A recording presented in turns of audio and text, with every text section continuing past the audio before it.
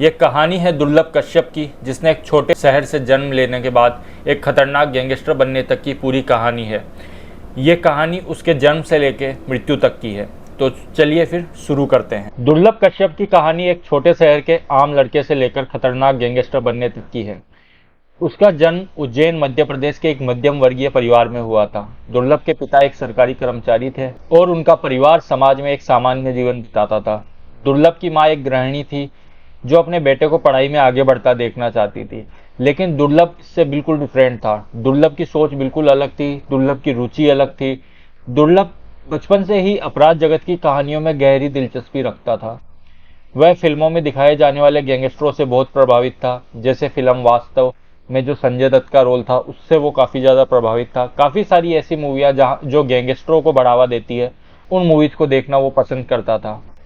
और कम उम्र में ही उसने तय कर लिया था कि वो भी एक दिन अपराध की दुनिया में बड़ा नाम कमाएगा। बॉलीवुड अच्छी चीज़ें भी देता है, बॉलीवुड बुरी भी चीज़ें देता है, लेकिन निर्भर आप पर करता है कि आप वहाँ से क्या ग्रहण करने वाले हैं। और दुर्लभ ने ग्रहण किया एक गैंगस्टरों से प्रभावित पूरा मूवी में दिखाई देने वाला एक अपराध जगत।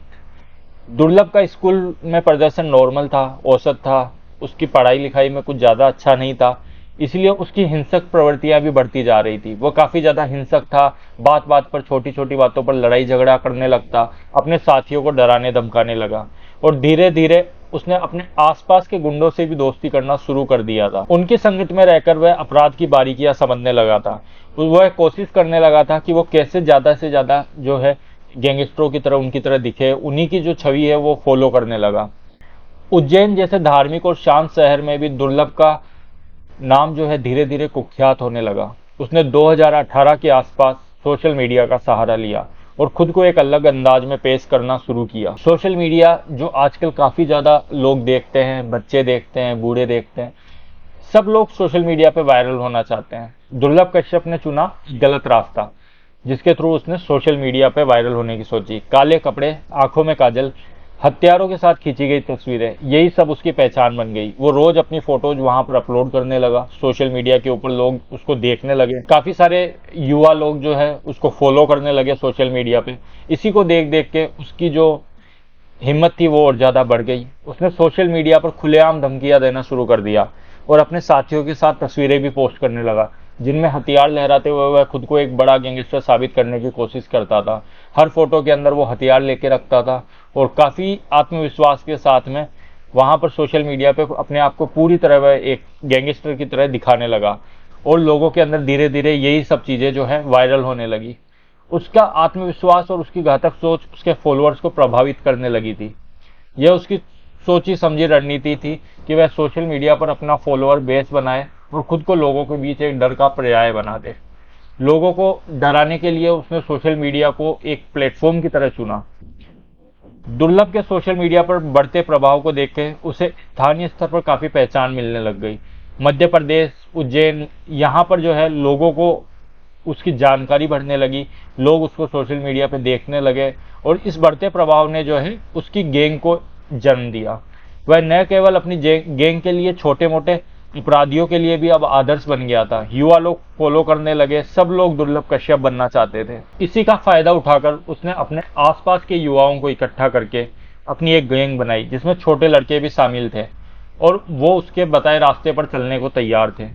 उज्जैन में उसकी गैंग ने डर और खौफ का माहौल बना लिया था। दुर्लभ और उसकी गैंग अक्सर व्यापारियों से जबरन वसूली करती, लोगों से हफ्ता वसूलती, लोगों को धमकाती, स्थानीय विवादों में दखल देती। यह साफ था कि वह कानून और व्यवस्था को ठेंगा दिखाते हुए अपने लिए एक अलग दुनिया बना रहा था। लेकिन अपराध की दुनिया में हमेशा कोई ऊपर नहीं रहता। दुर्लभ कश्यप का बढ़ता आतंक पुलिस अन्य अपराधियों के लिए एक चुनौती बन गया था। पुलिस भी काफ़ी परेशान रहने लगी। आसपास के लोग भी जो है काफ़ी परेशान थे उसकी इन हरकतों से। पुलिस ने उस पर कई मामले दर्ज किए थे, जिनमें लूट, हमले और धमकी देने जैसे काफ़ी सारे गंभीर मामले थे। हालांकि वह हर बार कानूनी प्रक्रिया से बच निकलता था, क्योंकि उसके खिलाफ कोई भी खुलकर गवाही देने के लिए तैयार नहीं था। कोई भी सामने नहीं आता था कि दुर्लभ कश्यप के सामने बोले। बस उसी का फायदा उठा के उसकी गैंग ने पूरी MP, उज्जैन सोशल मीडिया पर एक खौफ बना दिया। उसकी गैंग का खौफ इतना ज्यादा था कि लोग उससे दूर रहने में ही भलाई समझते। दुर्लभ के साथियों के बीच धीरे धीरे दरारें पड़ने लगी। गैंग में ही आपसी रंजिश चलने लगी। गैंग के भीतर वर्चस्व की लड़ाई चलने लगी। सभी गैंग वालों में आपसी मनमुटाव शुरू हो गए थे। इसी दौरान 6 सितंबर 2020 की रात एक स्थानीय विवाद हुआ जिसने दुर्लभ की जिंदगी का अंत कर दिया।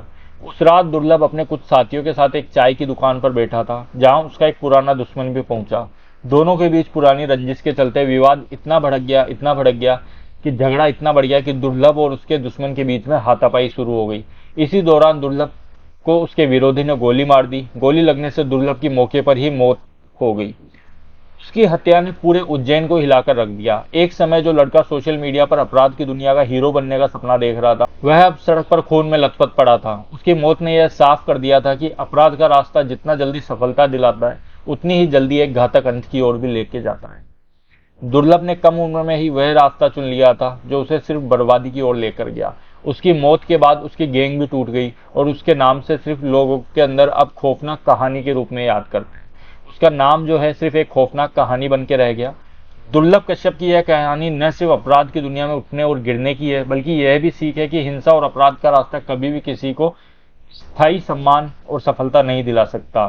तो आपका क्या कहना है इसके बारे में? प्लीज़ कमेंट और लाइक करके ज़रूर बताएं और हमें ज़रूर बताएं आपको हमारा वीडियो कैसा लगा। आज के लिए बस इतना ही। धन्यवाद।